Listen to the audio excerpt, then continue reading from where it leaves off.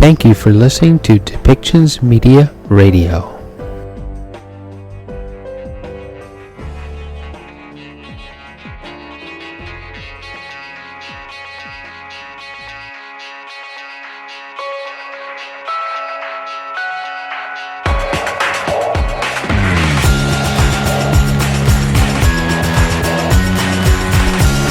Welcome to Policy and Rights, the show about government policy and human rights.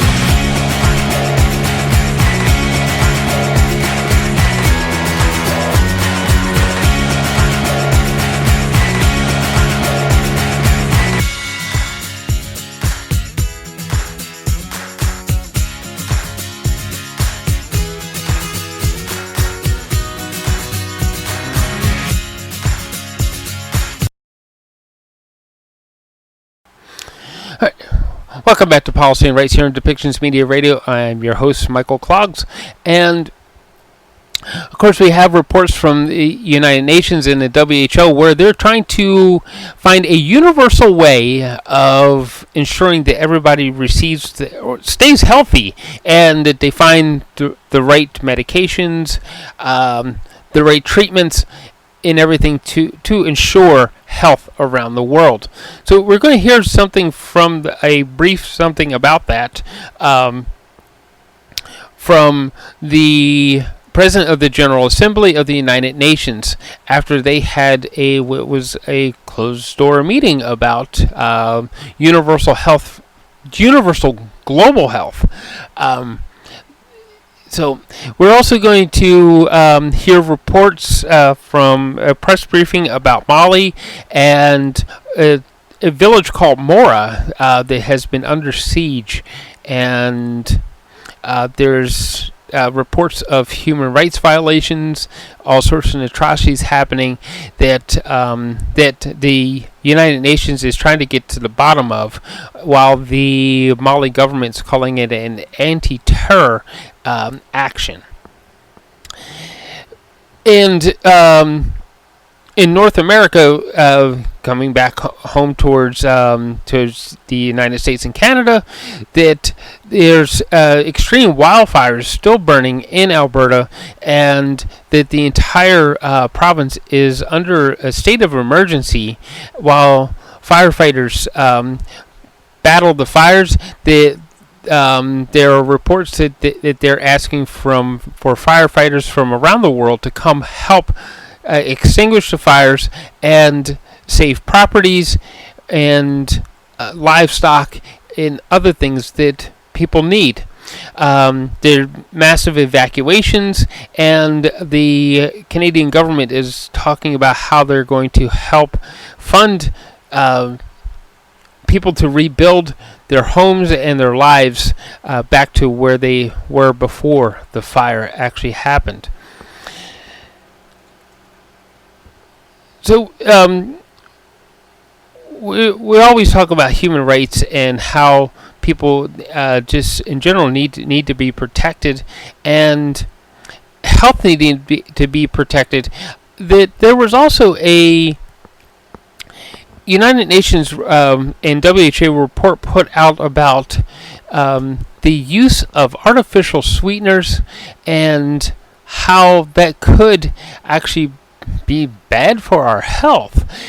And they, of course, they named, as we know, aspartame or NutraSweet in that report, and they also named saccharin, which never, for more than 40 years, has never really left the idea of, oops, maybe that's not so good for us. So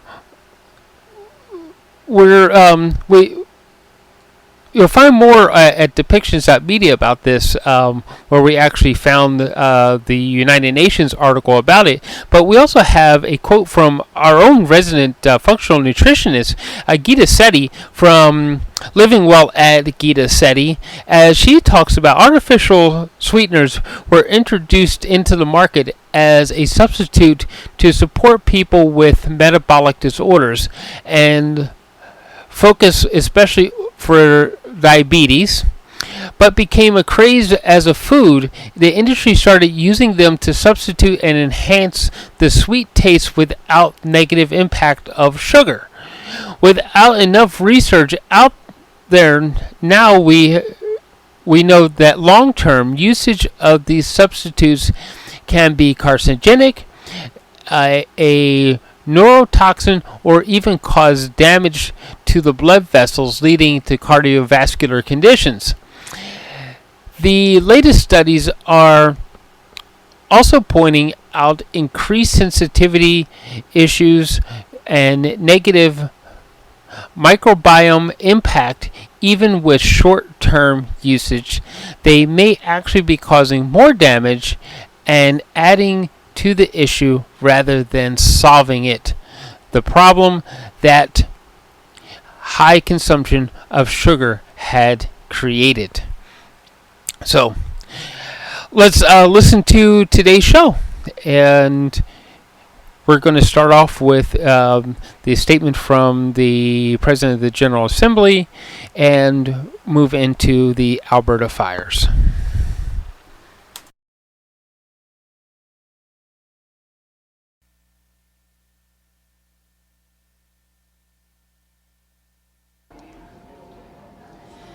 Coming out momentarily will be the President of the General Assembly. He will be joined by the co-facilitators, the permanent representatives, who he has selected to shepherd the negotiation processes on health-related issues as they concern UNGA. So it will be the President of the General Assembly who will be speaking. He will be joined by the ambassadors.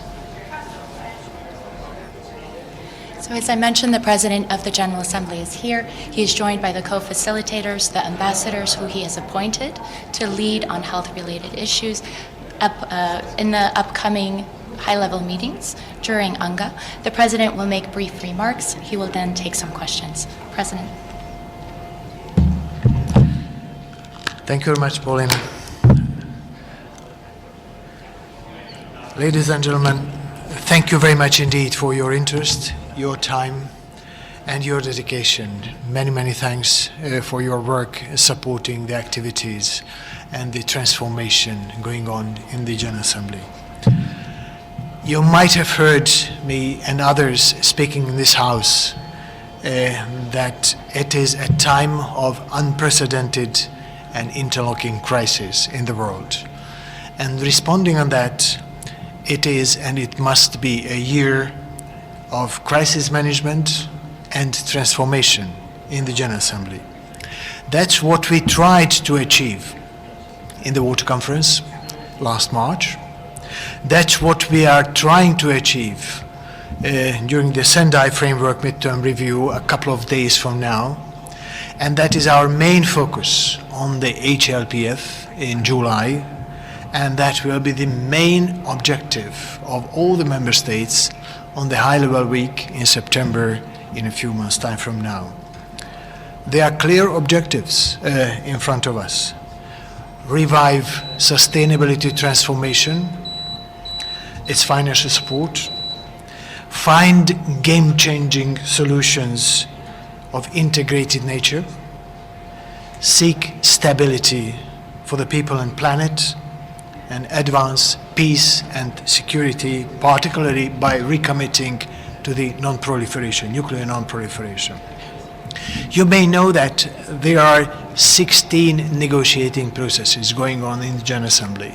It is unprecedented in our history, and 13 out of the 16 are directly related to some kind of transformation we are trying to achieve in this House and in the world. The human dimension of this transformation is very closely characterized by 3 health-related negotiating processes on the TB preparedness, the pandemic preparedness, and the universal health coverage. We are very strongly relying on the conviction of the member states and other stakeholders that when health is at risk, everything is at risk. We are deeply convinced that health is not and cannot be a luxury, but a fundamental human right. We are also deeply convinced that providing health is not a money pit, but it's an investment in sustainable development. So in September, in the second half of the high-level week, we are going to have the 3 summit meetings on pandemic preparedness, TB, fighting TB, and universal health coverage. Today, we are having multi-stakeholder hearing. Actually, it started yesterday with the tuberculosis. Today, with the lessons learned from the pandemic preparedness. And this afternoon, we are going to have the multi-stakeholder hearing on universal health coverage. Let me start with the universal health coverage. It's a kind of umbrella of health for the Agenda 2030. It's about providing good quality health services to all, each and every member of our community on this planet, without causing unbearable financial hardships. There might be different ways, different methods, how to provide it, how to achieve it in different countries. The most important that the universal health coverage should be achieved. In 2018, there has been already a joint declaration of all member states in the General Assembly that by 2030 we want to achieve the universal health coverage. We are off track. So what we need to decide in the forthcoming weeks and months, with the help of the stakeholders today, how to go back to our original goal and how to deliver for our peoples. I'm very grateful for the ambassadors of Guyana, who is standing behind me, and working together with the ambassador of Thailand for leading this negotiating process. They are doing a very good work, hard work with the membership, and they are in the process of reaching very soon a detailed negotiation on concrete outcome text. For the time being, we are gathering information from various actors, including nurses, doctors, science actors, civil society actors, companies, and non-state actors. On the tuberculosis, it's a preventable and curable disease. We even have some remarkable success. Since 2000, we could save about 72 million lives on the earth by the measures we implemented in our countries. Yet, it still remains a silent killer. Just in 2021 alone, 1.6 million people died because of tuberculosis, and 16 million fell sick with it. It is one of the leading causes of death across the world, and we know it is always linked to inequity, poverty, undernutrition, and what we need is further research for new vaccines and new drugs capable of preventing the new strains of the bacteria and curing the disease.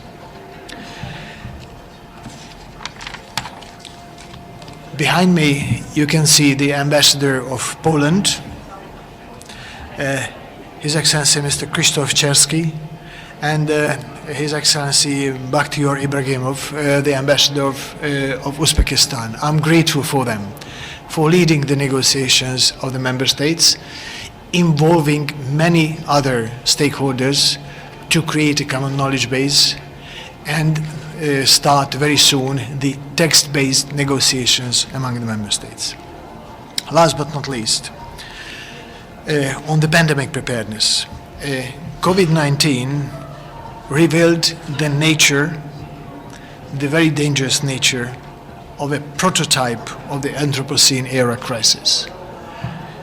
The pandemic officially is over, but the lessons still to be learned and drawn for our future. These are bitter lessons of the COVID.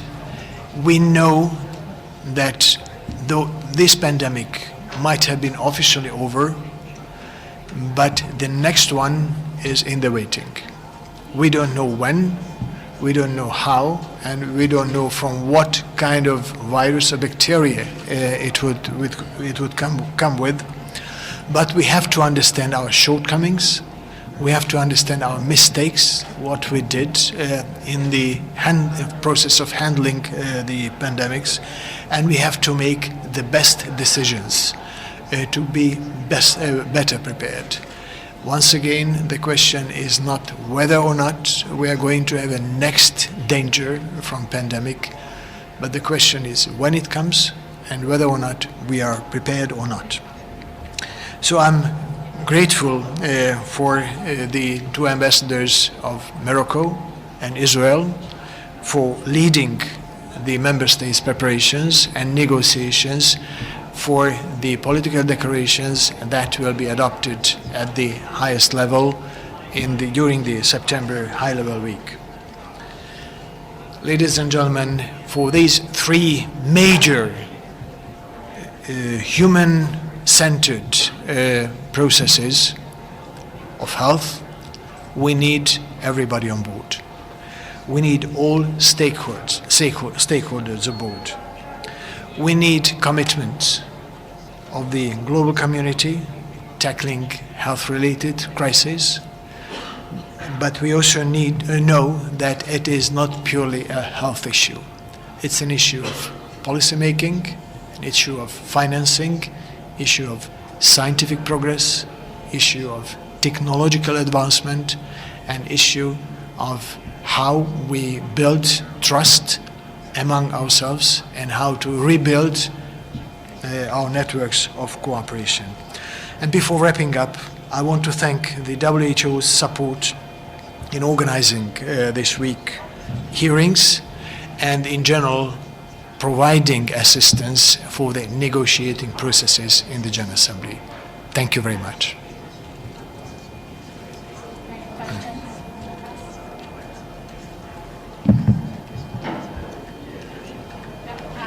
I was wondering how you can prepare for the next epidemic if you don't know where it's going to happen or how it will happen, or, it's a complete mystery. Thanks. I wish we knew exactly what kind of virus or bacteria would come. You might have heard about the research which is called DAMA protocol. DAMA protocol is trying to identify those mostly viruses that have most potential of making the big jump to the human body. We know that there are about 8 strains on the watch list now, but the number of the potential bugs are much, much higher. But this is not what we can decide here in the General Assembly. It is a job for researchers, for scientists. Our job is to draw lessons learned from our own mistakes, what we have done in the last couple of years, how we organize ourselves in terms of medical supplies, how we mobilized our finances for fighting the pandemic, how we used the scientific knowledge for political decision making, and how we shown solidarity during the fight against the pandemic. If we draw our lessons learned from that, we do our part of the work, and we are asking the scientists, the scientific community, to come for our help, to help us with the highest possible probability when and what kind of strains, viruses, and bacteria could come the next. It is still an unknown, but we are focusing on them, on the potential sources of danger.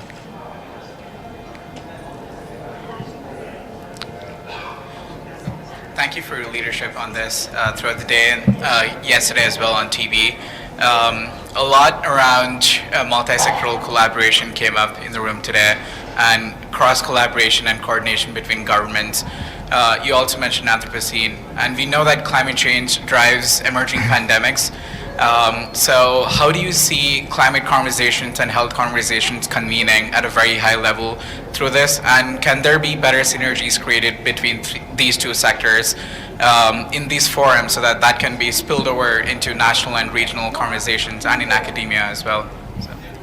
Thank you much. I couldn't agree more with you. Climate change itself does not cause pandemic. But climate change creates conditions that are very conducive for pandemic, conducive for pandemics. It amplifies some of the factors, including those that might be favorable for the spreading of new type of bacteria or viruses. It is not by surprise that during the high-level week we are going to have a Climate Ambition Summit, and on the same day we are going to have, just a few hours, with a few hours difference, the health-related summit. There are quite a few areas which have a great impact on our preparedness for the next pandemic, but obviously how we treat, how we try to prevent, or how we get accommodated to the next wave of global warming will have a great impact of how we are going to weather the pandemics of the near future. But it's not only climate change that has an impact on the potential of the new pandemics. The closer we get to nature, the habitats which were untouched for thousands of years by humanity, the more will be the immediate physical contacts between those carriers of the diseases and human beings. That's what we see now on a yearly basis with the outbreak of very rare diseases coming from those areas where the natural habitat and the human habitat are meeting. Unfortunately, we noticed that there is a new outbreak of Marburg disease in Africa for the similar reason. Perhaps one more question, because I know the President and ambassadors have very limited time. Honorable Louis from IANS. Right now, TB is probably the biggest killer since we passed the COVID pandemic. Are you trying to get laboratories, especially in the private sector, involved in developing a vaccine for it, which has been a massive failure so far?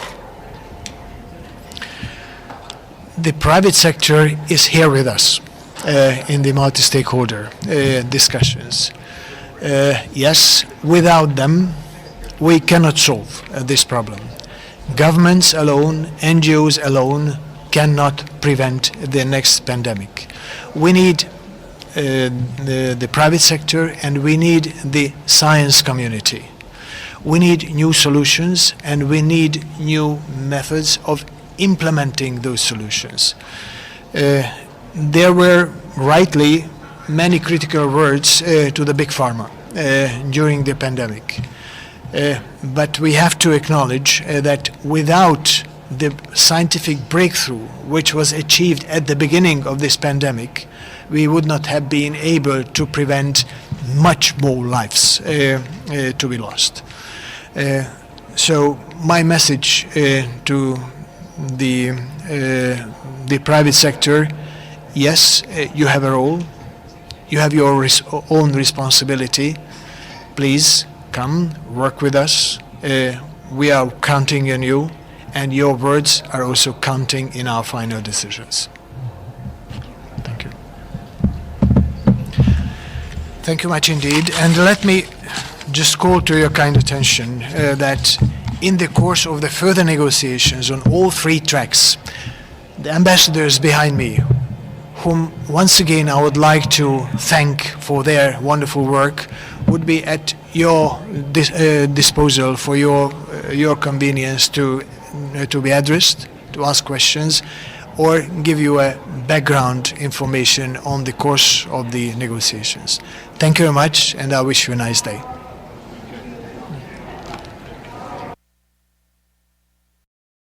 As the force commander for the UN peacekeeping mission in the Central African Republic.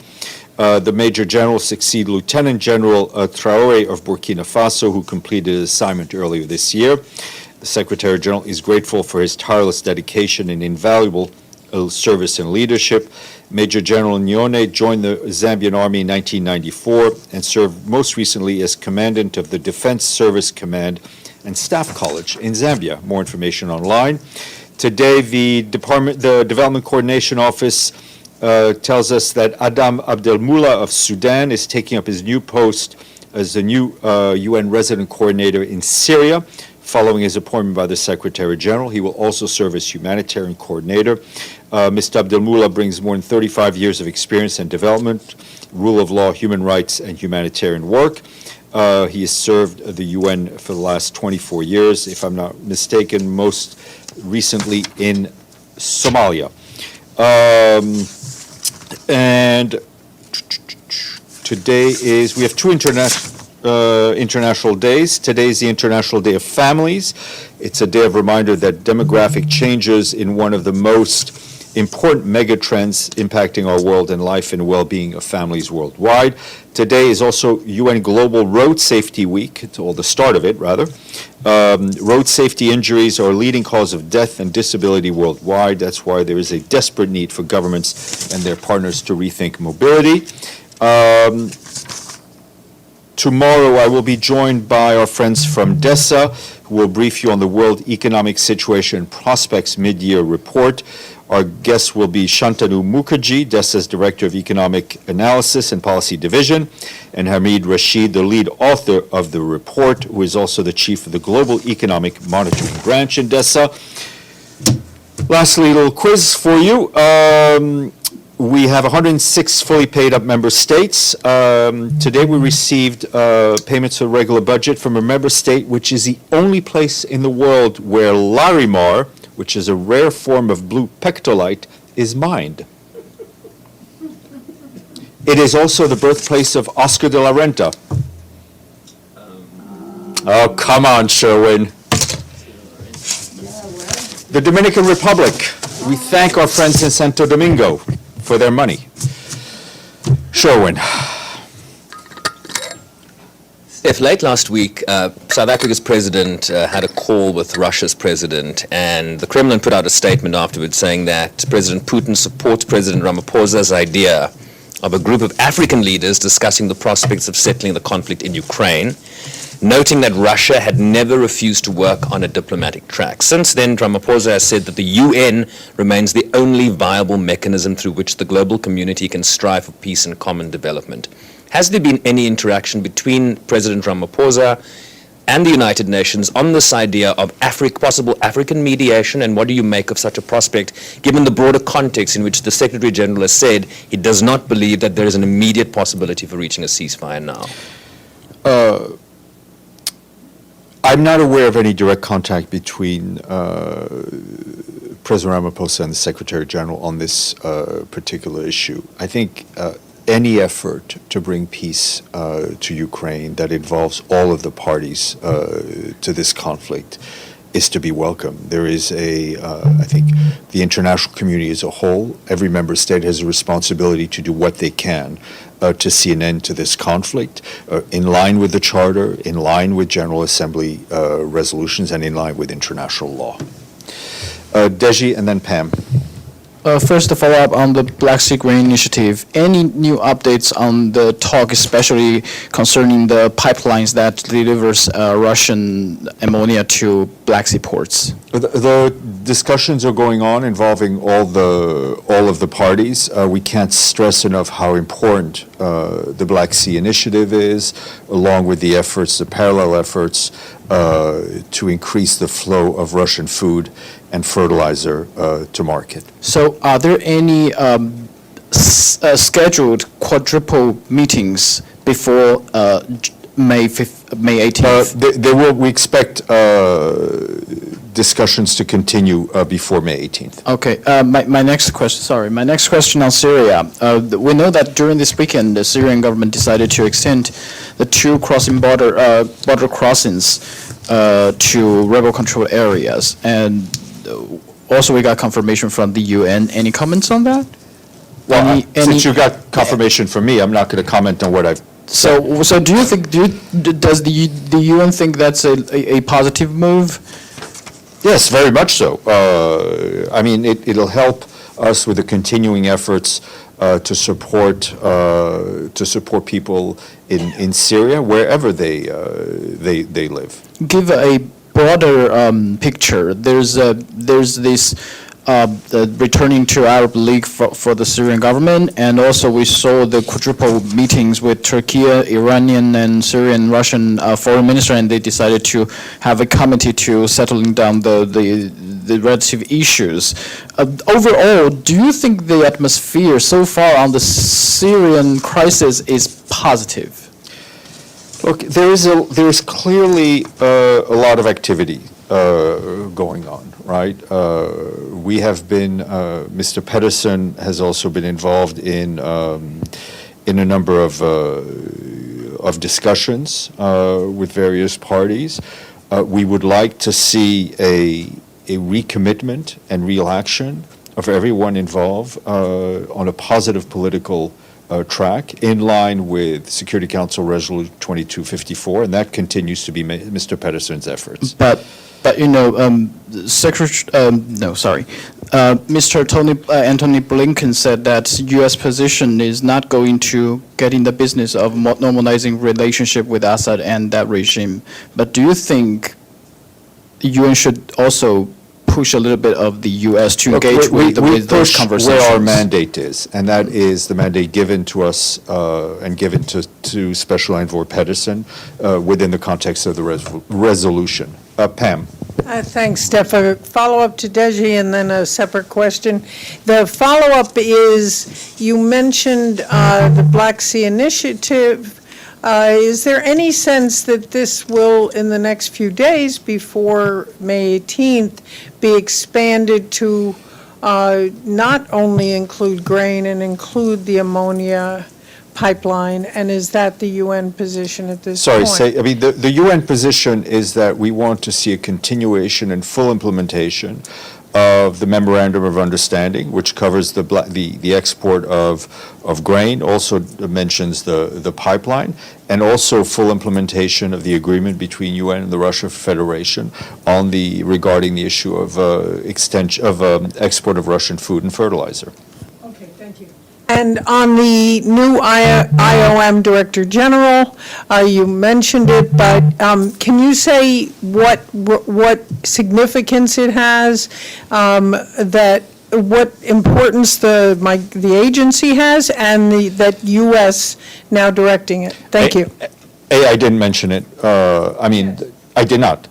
I did not mention it. It's not. There were elections taking place at the IOM through its own governing body. They're a specialized agency of the UN system. So it's not for me to comment on elections. We obviously look forward to working with the new leadership. IOM, which has the UN's mandate to deal with migration, is a critical part of the UN system as we see the issue of migration being front and center, not only in this hemisphere, but all over the world. And they work hand in hand with UNHCR, which has the refugee mandate, in ensuring that people who are on the move, who are forcibly on the move, are treated with the human rights they deserve, the dignity they're reserved, and the rights they have enshrined in international law. Abdelhamid, and then Benno.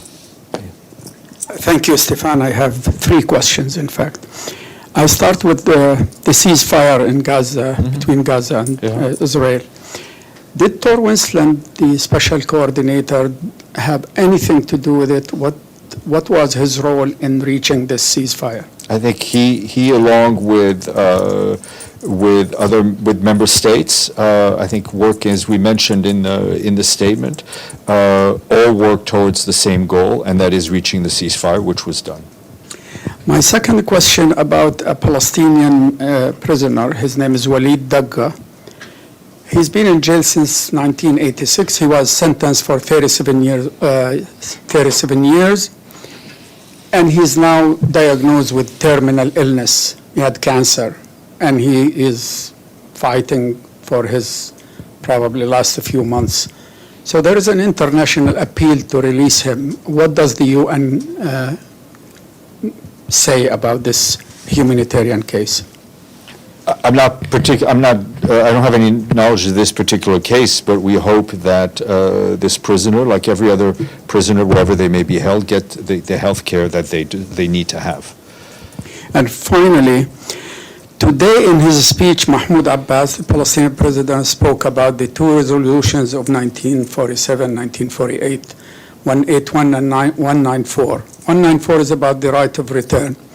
Does the Secretary General believe that this resolution is still valid 75 years later?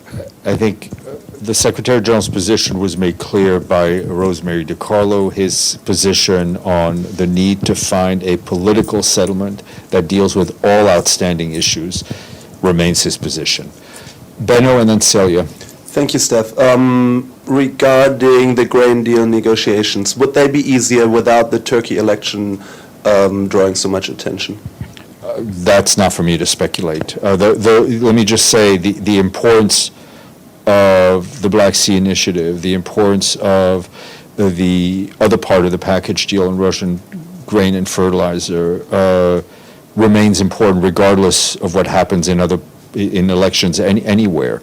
I think as Martin Griffiths said, we've seen like a 20% drop in grain prices since the start of this initiative. It is vital that it continues. It is vital for people who depend on buying food on the global market. Celia? About Mali, Steph. Lately it seems that the UN people, part of the mission, cannot do their job. Some of them cannot even leave their home. In those conditions, should the mission leave Mali? As the Secretary General said. The Secretary General, I think, made some proposals, very clear proposals. The Security Council will have to decide. We are given a mandate. It is important that everyone allows us to implement that mandate fully, that member states back us and support us in implementing that mandate, and then otherwise the council will need to draw its own conclusions. Alan, then Miriam, then Stefano. Thank you, Stefano. I have a short follow-up. You've said that the negotiations, the discussions on the grain deal will resume before May 18th.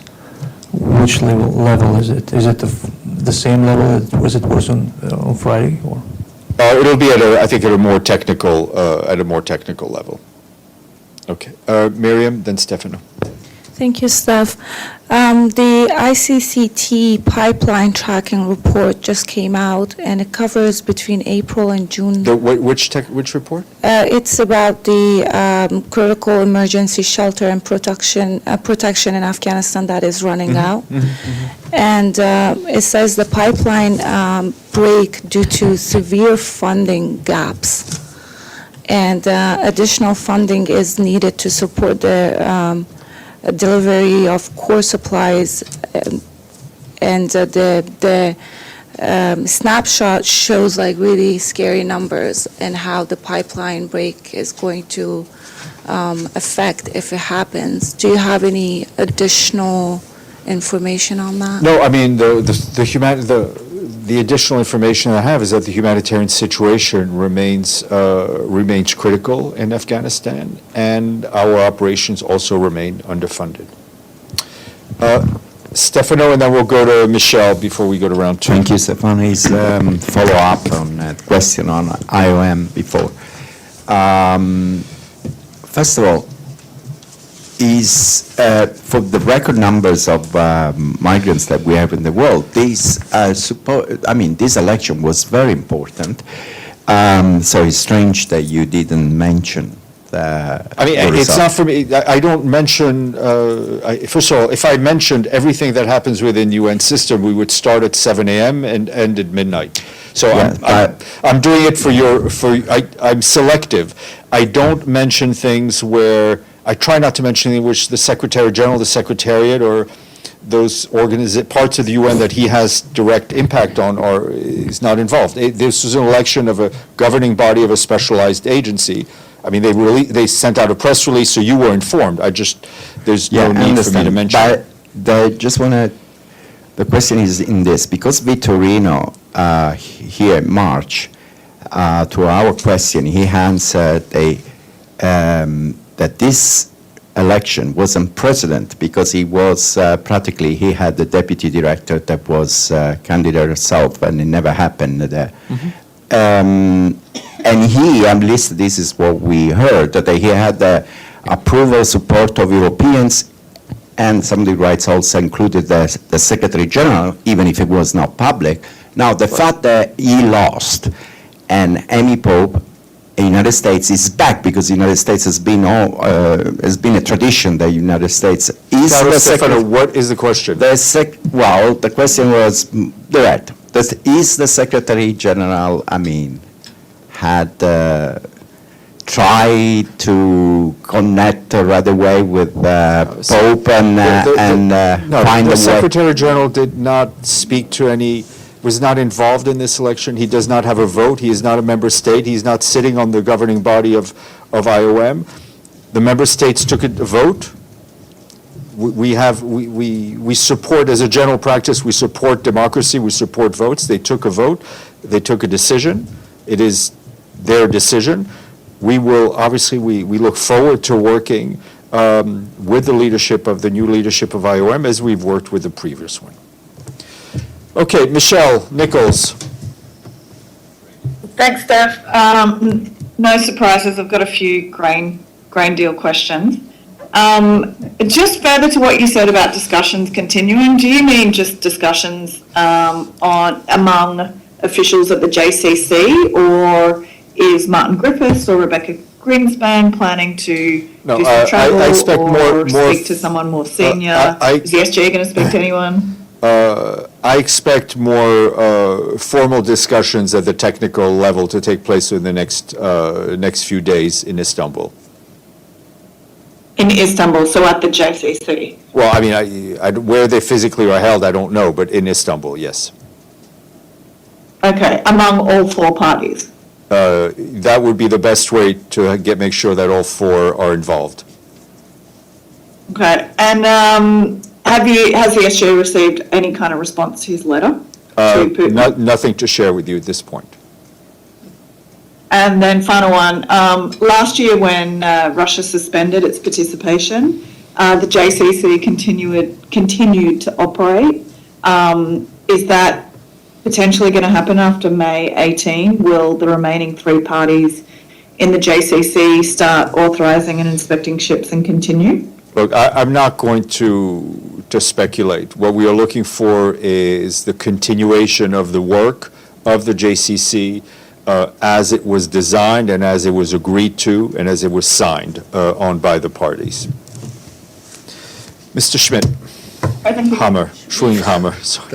You did that before. Yeah, I don't know why I know Benno Schmidt. Yeah, we have to discuss that. Yeah, we have to discuss. Yeah, we have years of therapy. Yes, sorry. About the G7 meeting in Japan.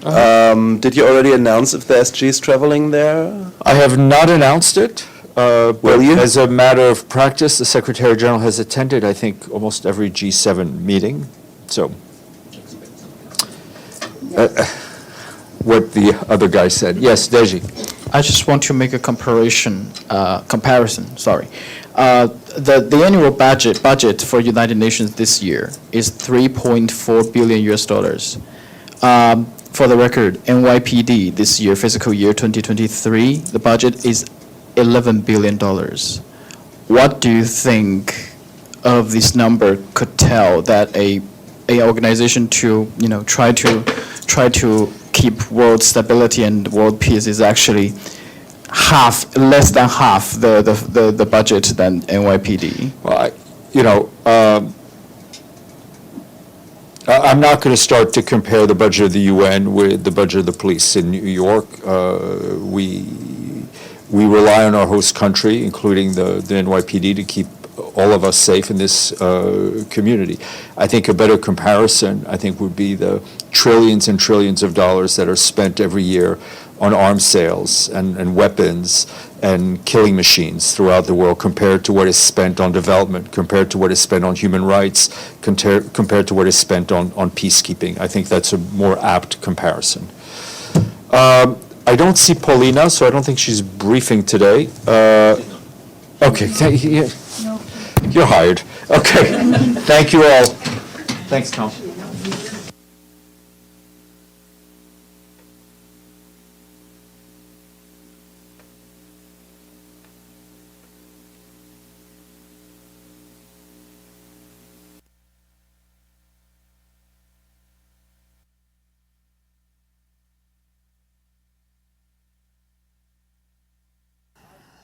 Yeah, let's just start with simple stuff. You know, what's it like having the Prime Minister here and you guys being here as well? Actually, I'm Mr. Bill Blair, Mr. Randy Bossino.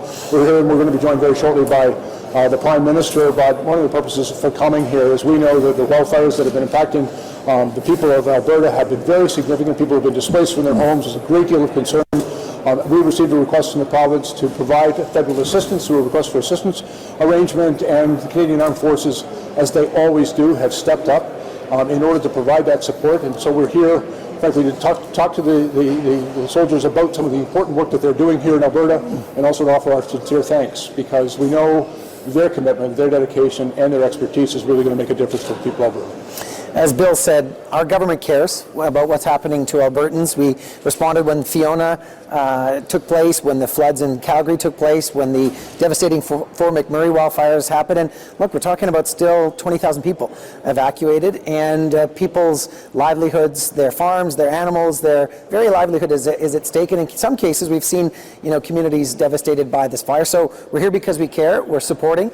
We've got 300 CF personnel on the ground in Alberta, and the whole of the Government of Canada is responding to make sure that Albertans are safe and that Albertans know that we care, but that when a disaster of this magnitude strikes, the federal government is there to respond in close collaboration with the Government of Alberta. I'd also take the opportunity to mention that the Canadian Red Cross, the federal government, and the provincial government have agreed to a matching fund, so that with the incredible generosity of Canadians right across the country, and certainly here in Alberta, who are donating money to the Canadian Red Cross, both the province and the federal government are going to match it. And so far, cumulatively, between the three of us, over $10 million has been raised.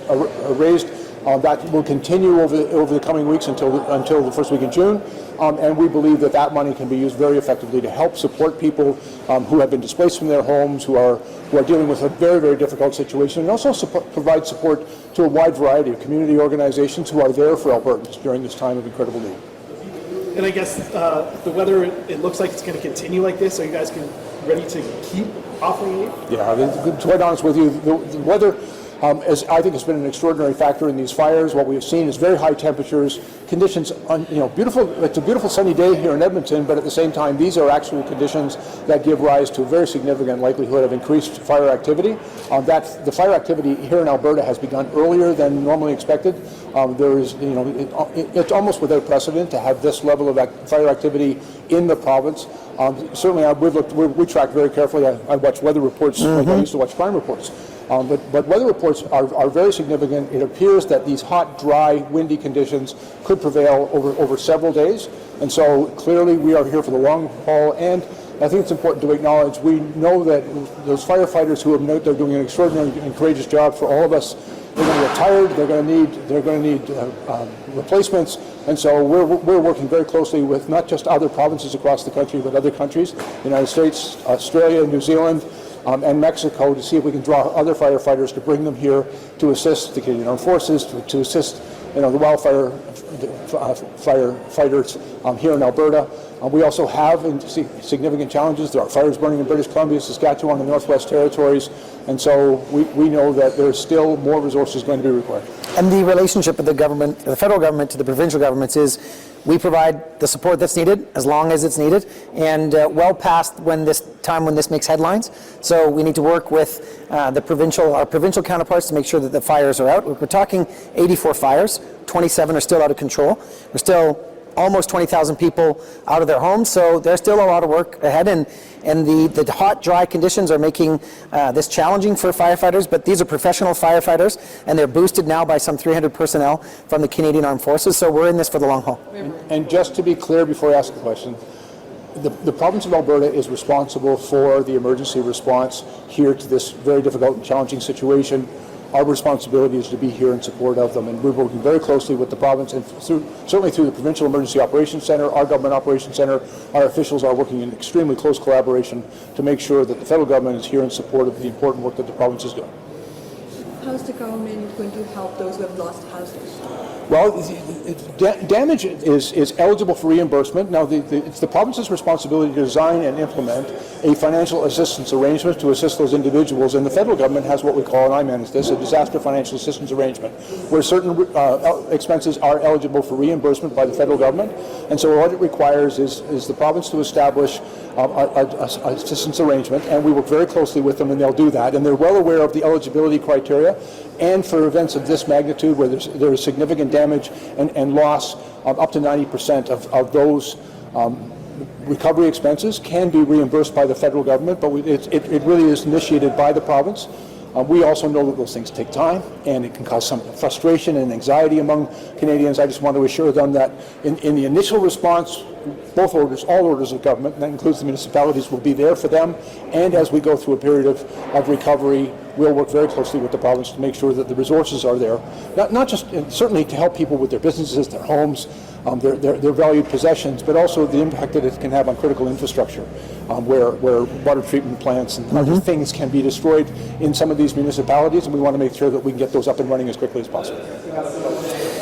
And we want to just, maybe before we wrap up, just let everyone know we're sending our thanks and gratitude to all the first responders, and we're here to thank all the members of the Canadian Armed Forces who have responded to this call from the Government of Alberta, and we want to thank them and their families for standing up for Albertans and fellow Canadians at this time of need. Thanks, everyone. Thank you very much.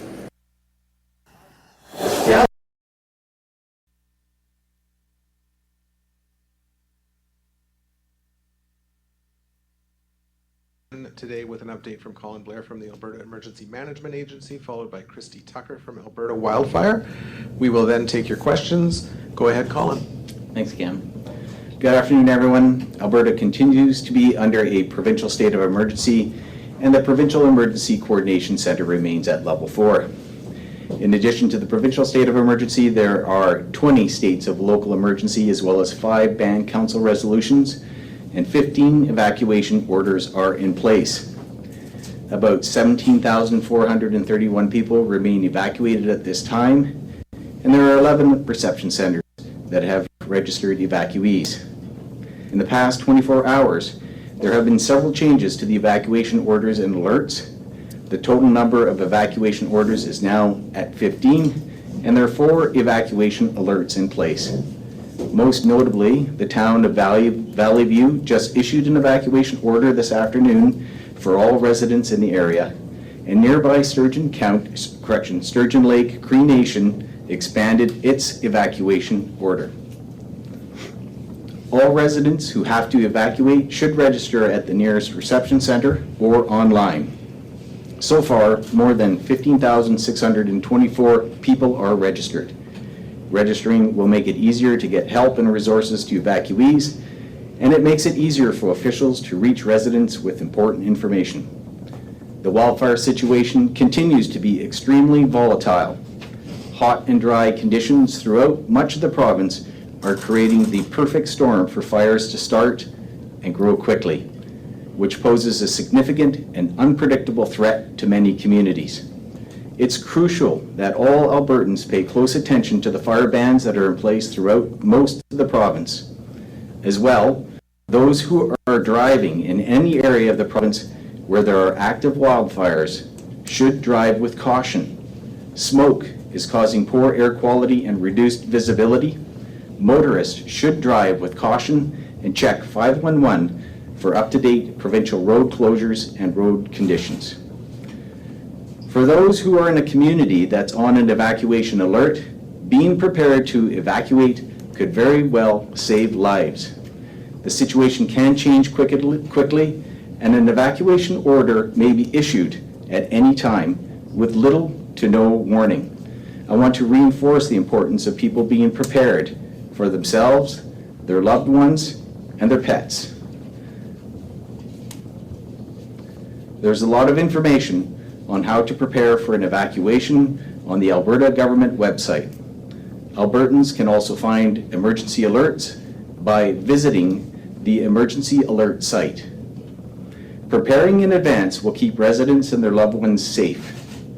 We encourage all Albertans in potentially impacted communities to stay informed by paying attention to emergency alerts and local news updates. Get information only from trusted and verified sources. Follow your local authority's social media accounts and download the Alberta Emergency Alert app. Residents should also remember to stay connected with neighbors and community members. Contact from friends and neighbors during an emergency can help everyone stay safe and feel supported. In their preparation, it is crucial to pack an emergency kit that will last for a week or more with essential items like medications, identification, a first aid kit, flashlights, batteries, non-perishable food, cash, and clothing. This kit should be kept in an accessible location, and we urge people to have a plan for their pets. They should consider how they'll gather and transport their pets, where their pets will go, and what supplies they will need, including food, medications, leashes, and carriers. Albertans can find more tips and information online at alberta.ca. We have also heard from Albertans who are concerned about the security of their home and property if they must evacuate. The Alberta RCMP website has tips on how Albertans can protect their properties in advance of being evacuated, and it includes updates on what the RCMP is doing in specific areas.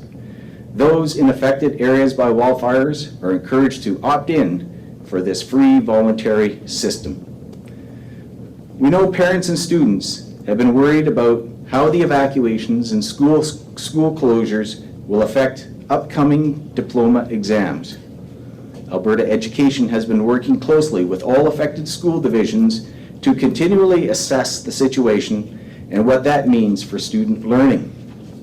A decision has been made to automatically exempt students affected by wildfire evacuations from writing diploma exams if they have been displaced from school for 10 days or more.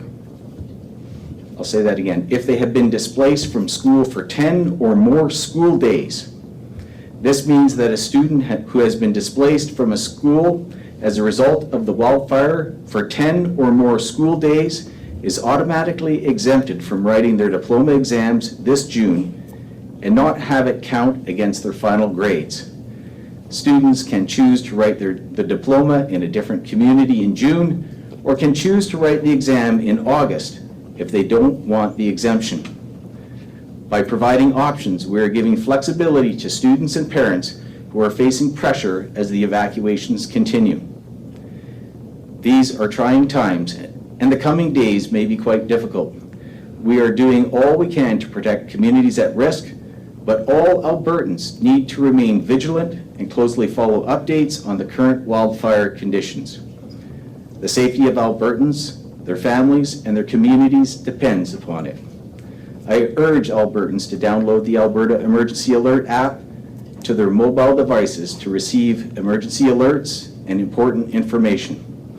These are just a few key updates, but more information on how to prepare and emergency alerts are available online at alberta.ca/emergency.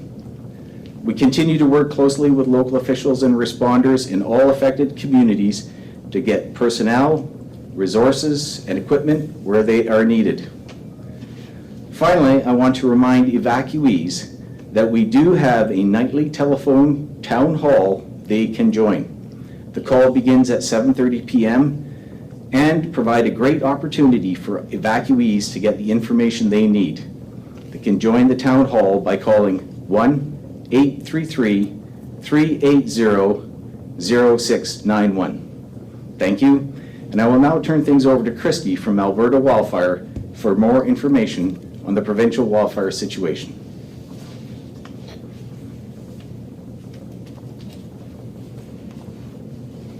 Thank you, Colin. There are currently 90 wildfires in the forest protection area of Alberta. 23 of those wildfires are out of control.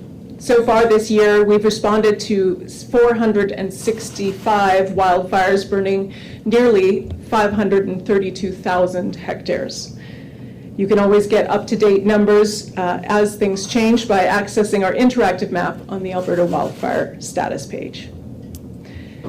Well, the weekend was a challenging one for firefighters, and many Albertans may have observed more smoke in the air from active wildfires. Smoke can impact visibility, making it difficult to assess wildfires.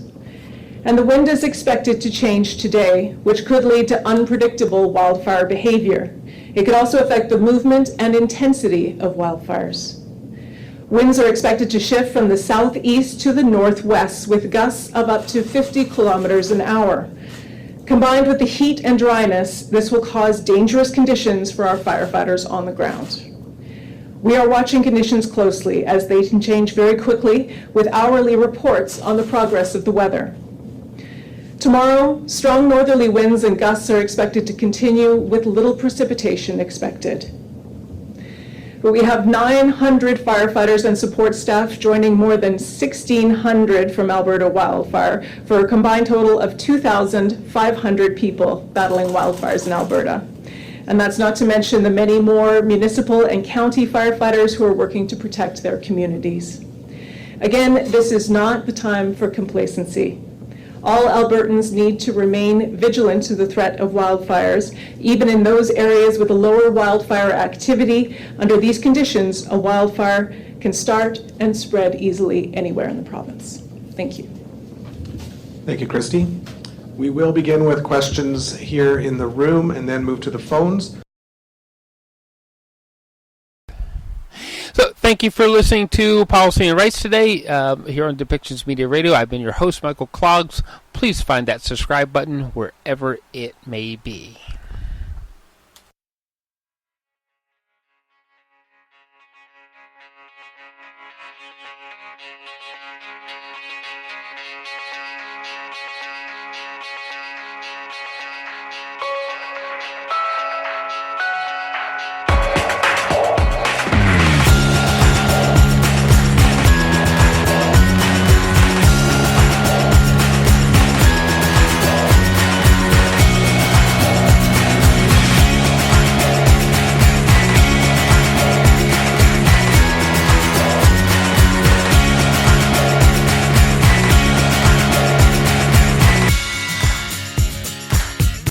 This show has been produced by Depictions Media.